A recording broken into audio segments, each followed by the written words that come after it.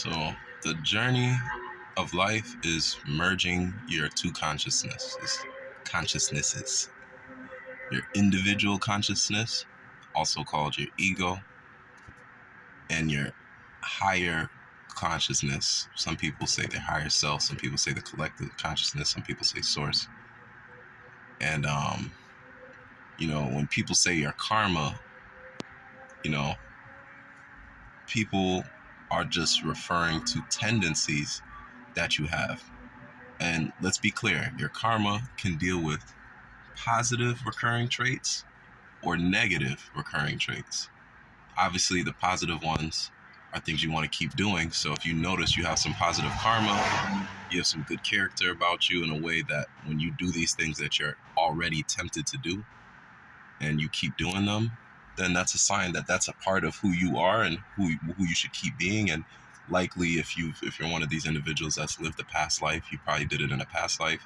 Or if you did it and established that habit in your present life, you probably established that positive trait in this time that you've been living. And then obviously there's the negative traits, which are things that same way you could have adapted in this personal lifetime, or if you've, not everyone has lived a past life, by the way, but if you have, then you could have adopted it in a past life if it's something you just find yourself naturally inclined to do and it's a negative trait, negative behavior. So either way, these tendencies are really all karma is, and it represents the loops of behavior that we're tempted to do because of identifying with our individual self. But remember, the whole journey is to rise above the individual self, irrespective of the karma. It's just we're supposed to be recognizing the higher self, but it's through doing the behaviors, good or bad, and recognizing that those are all individual consciousness traits and behaviors, and they're not part of the collective consciousness, because the collective is literally that. It's all the behaviors, all the thoughts, the things you are and the things you aren't, all in one. So, as far as dealing with the negative thought loops, I'm not going to say karma, I'm just going to say negative thought loops and negative patterns. The idea is you want to identify and become aware in the moments that you have these negative patterns or negative loops. And what happens in life is as you start to raise your consciousness to being more aware of the collective consciousness, you get sucked into the pattern of identifying with the individual consciousness. So you might realize life is bigger than me, and then someone will irritate you, and then you'll react on your individual behavioral basis of who you've established yourself to be.